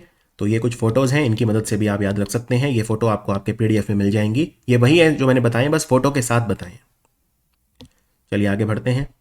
कौन सी स्पेस एजेंसी है जिसने अपना ड्रैको प्रोजेक्ट शुरू करा है? ये थर्मो न्यूक्लियर रॉकेट इंजन बनाएगी 2027 तक। तो ये नासा का टारगेट है थर्मो न्यूक्लियर रॉकेट इंजन बनाना। और एक नासा ने हाईटेक प्रोजेक्ट भी स्टार्ट करा है जिसमें वो एनर्जी एफिशिएंट इंजन बनाएगी एयरक्राफ्ट्स के लिए। यूनेस्को ने ओडेसा को world heritage site in danger declare करा है। ये कहाँ पे है? ये ब्लैक सी के पोर्ट पे है, यूक्रेन में ओडेसा शहर। तो यहाँ ओडेसा को world heritage site in danger declare किया है। इतना ही नहीं, यमन का जो सबा के एंशियंट किंगडम है उसके लैंडमार्क यमन में, और त्रिपोली, लिबिया की राजधानी त्रिपोली में जो रचिड कर्मी इंटरनेशनल फेयर ये लेबनन में लगता है, तो इसे भी world heritage site in danger declare किया गया है। Is that clear? लेबनन में है ये, इसका नाम लिबिया की राजधानी त्रिपोली के नाम पे रखा है। तो रचिड करीमी इंटरनेशनल फेयर त्रिपोली इन लेबनन। भारत पर्व कहाँ पे मनाया गया? भारत पर्व 2-3 साल से नहीं मनाया जाता कोविड के कारण, ये नई दिल्ली में मनाया गया। नई दिल्ली में मनाया गया। आप देख सकते हैं मिनिस्ट्री ऑफ टूरिज्म ने इसे कार्यान्वित किया, लेकिन वैसे भारत पर्व जो है वो मिनिस्ट्री ऑफ कल्चर के द्वारा मनाया जाता है, मिनिस्ट्री ऑफ कल्चर। और एक कैलेंडर भी लॉन्च हुआ है। कैलेंडर का थीम क्या था? कैलेंडर का थीम है the incredible festivals of India. Atal innovation mission जो है नीति आयोग का, सीबीएसई, और इन्होंने किसके साथ मिलकर अभी अभी AIoT मतलब आर्टिफिशियल इंटेलिजेंस और इंटरनेट ऑफ थिंग्स स्कूल के बच्चों को पढ़ाने के लिए करार किया है। तो ये कंपनी है इंटेल इंडिया। भारत 12 चीता और खरीद रहा है। कौन से देश से? ये एक चीता कूनो नेशनल पार्क मध्य प्रदेश में स्थापित किए जाएंगे। तो अफ्रीका से हम ले रहे हैं। 7 मेल चीता हैं, 5 फीमेल, 12 और खरीद रहे हैं हम। और एक चीता है जिसका नाम है आशा, और आशा के अलावा मोगली, ये शुभंकर है, मैस्कॉट है खेलो इंडिया यूथ गेम्स के लिए। T+1 सेटलमेंट साइकिल किस कंट्री ने स्टार्ट किया है स्टॉक मार्केट में? तो चाइना के बाद भारत दूसरा कंट्री है जिसने T+1 सेटलमेंट स्टार्ट किया। इसका क्या मतलब है?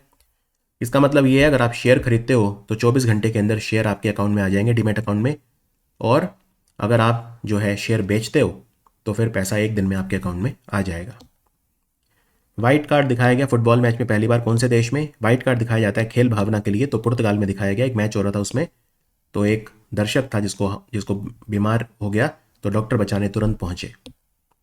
पद्म पुरस्कार दिए गए, टोटल 106 पद्म अवार्ड दिए गए टोटल। इनमें 91 लोगों को मिला पद्मश्री, 9 को मिला पद्म भूषण और 6 को मिला पद्म विभूषण। तो पद्म विभूषण किसे मिला? बालकृष्ण दोषी जो वास्तुकार थे गुजरात से, जाकिर हुसैन तबला वादक, SM कृष्णा कर्नाटक के पूर्व मुख्यमंत्री, दिलीप महालनोबिस जिन्होंने ORS बनाया था कलकत्ता से थे, Srinivas Vardhan science and engineering America के व्यक्ति हैं, और मुलायम सिंह यादव भारत के पूर्व उत्तर प्रदेश के multiple times chief minister, Samajwadi party के संस्थापक। पद्म भूषण किसे मिला है? तो ये भी आप एक बार नजर मार सकते हैं यहाँ पे किसे मिला है और कौन से राज्य से हैं उसको आप देख सकते हैं। रिपब्लिक डे सेलिब्रेशन हुए। इस बार जो देसी बंदूक है उनसे देसी तोप की सलामी दी गई। ये हैं 105 mm इंडियन फील्ड गन, इनसे सैल्यूट किया गया। वरना हर बार हम अंग्रेजों की बनाई गई जो बंदूकें हैं 25 पाउंडर गन, इनसे सलामी देते हैं। इस बार सिर्फ वही हथियार दिखाए गए जो भारत में बने हैं।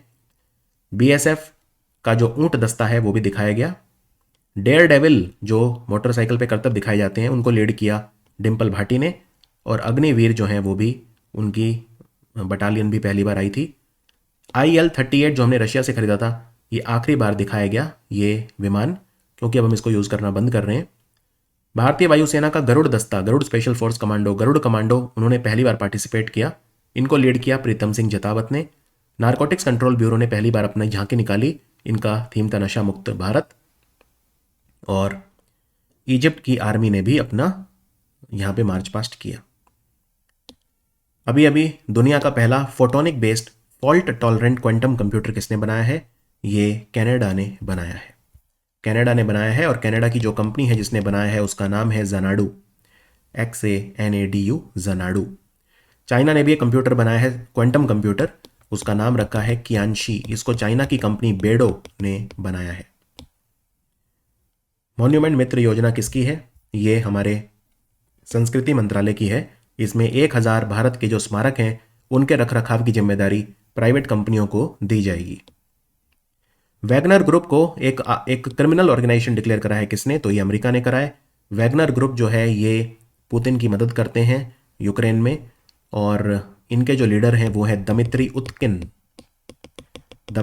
उत्किन। इसी तरह से चेचन सोल्जर भी हैं, पुतिन की मदद कर रहे हैं, और इनके जो लीडर हैं चेचन वो हैं रमजान कदीरोव।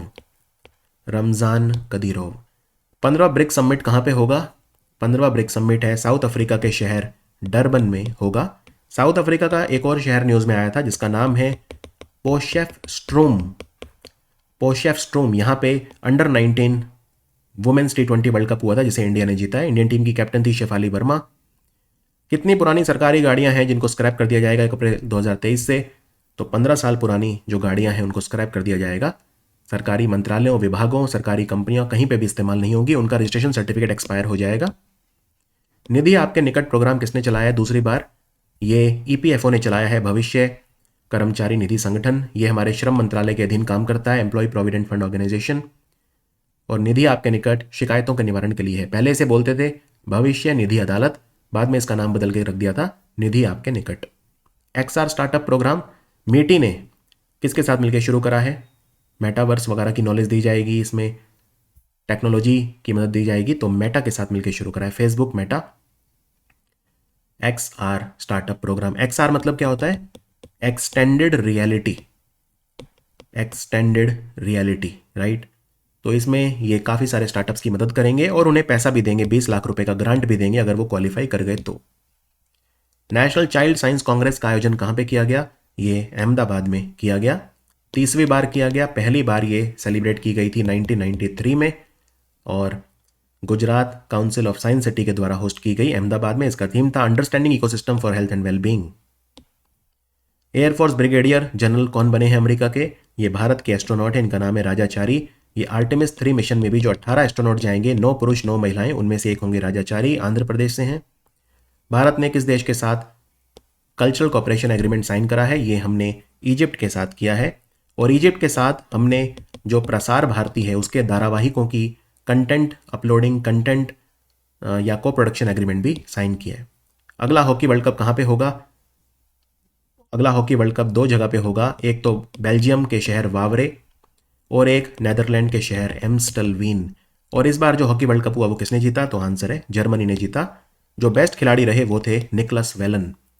और ओपनिंग सेरेमनी हुई थी बाराबती स्टेडियम में जो कटक में आता है, और फाइनल मैच हुआ था कलिंग स्टेडियम में।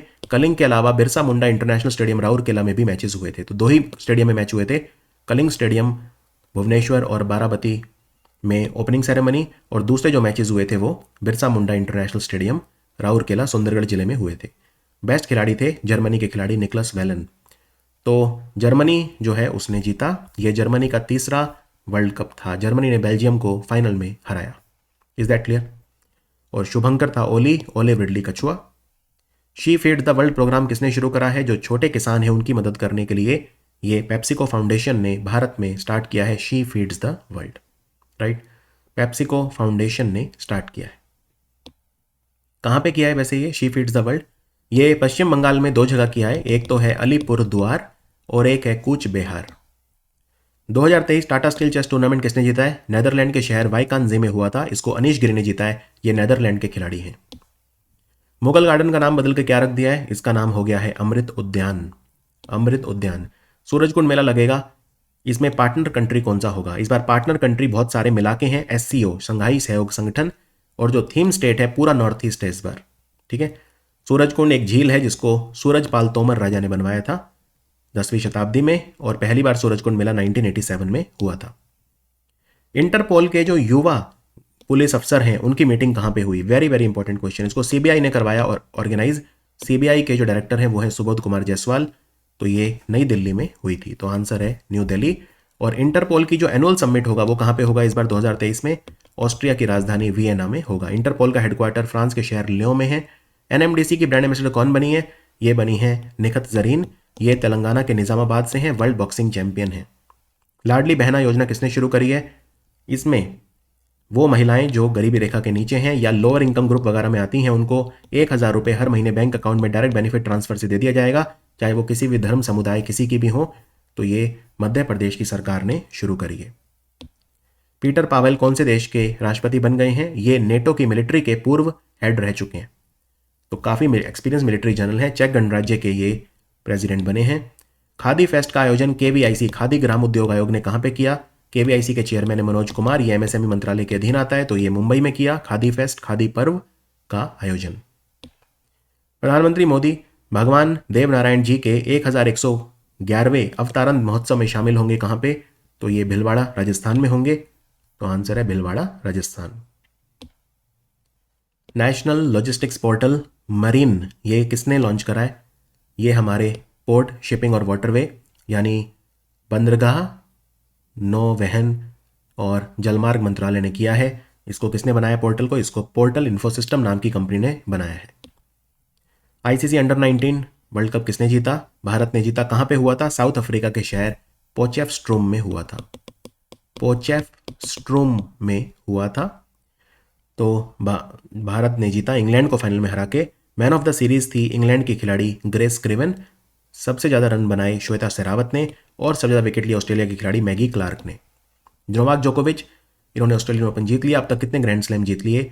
ये सर्बिया के खिलाड़ी हैं, इन्होंने 22 ग्रैंड स्लैम जीत लिए। और राफेल नडाल जो स्पेन के खिलाड़ी हैं उनके भी 22 हैं। और रॉजर फेडरर स्विट्जरलैंड के खिलाड़ी, उनके 20 हैं। महिलाओं की बात करें तो बेलारूस की खिलाड़ी अरियाना सबालेंका ने जीता, राइट। और भारत के रोहन बोपन्ना और सानिया मिर्जा की जोड़ी ने सेकंड पोजीशन हासिल करी मिक्स डबल्स में। ये मेलबर्न शहर में खेला जाता है ऑस्ट्रेलियन ओपन। बजरंग सेतु कहाँ बन रहा है? ऋषिकेश में बन रहा है, देहरादून जिले में आता है ऋषिकेश। गंगा नदी पे बन रहा है लक्ष्मण झूला के बराबर में। लक्ष्मण झूला पुराना हो गया है, 90 साल पुराना, तो वो सेफ नहीं है, इसलिए ये वाला बन रहा है बजरंग सेतु। इसमें 67 करोड़ का खर्चा आएगा। इसकी लंबाई है 132.2 मीटर और चौड़ाई है 8 मीटर। रॉल्स रॉयस के साथ मिलके कौन मैरीन डीजल इंजन बनाएगा? ये बनाएगी गार्डन रिच शिप बिल्डर और इंजीनियर कंपनी, जिसने कमला देवी जहाज भी बनाया है अभी फास्ट पेट्रोल वेसल, 5वां और अंतिम इस सीरीज में। Garden rich ship builder engineer Kolkata की कंपनी है और रॉल्स रॉयस ब्रिटेन की कंपनी है। जो ये जहाज के लिए इंजन बनाएंगे उसका नाम है MTUS 4000। अभी अभी सर्वे कराया गया, all India survey on higher education. ये किसने करवाया? ये हमारे मिनिस्ट्री ऑफ एजुकेशन ने करवाया। तो इसमें क्या बताया सर्वे में? भारत में लगभग 15 लाख टीचर हैं। भारत में लगभग 1113 कॉलेज हैं, 1113 यूनिवर्सिटी हैं। कॉलेज हैं 43,796। यूनिवर्सिटी सबसे ज़्यादा कहाँ पे है भारत में? राजस्थान में है, 92 यूनिवर्सिटीज़। सागर सम्राट फिर से काम करना शुरू कर दिया है इसने। कौन चलाता है सागर सम्राट को? सागर सम्राट को ONGC चलाती है, तो आंसर है ONGC। ये है सागर सम्राट, मुंबई के तट के पास। डेबी हॉकली मेडल किस देश ने शुरू करा है अपनी उत्कृष्ट महिला खिलाड़ियों के लिए? ये न्यूजीलैंड क्रिकेट बोर्ड ने शुरू करा है। डेबी हॉकली जानी मानी न्यूजीलैंड की क्रिकेट खिलाड़ी थी।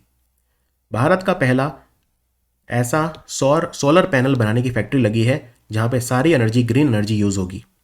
ये कहां पे लगी है? ये रुद्रपुर में लगी है और रुद्रपुर है उत्तराखंड में, तो आंसर है उत्तराखंड।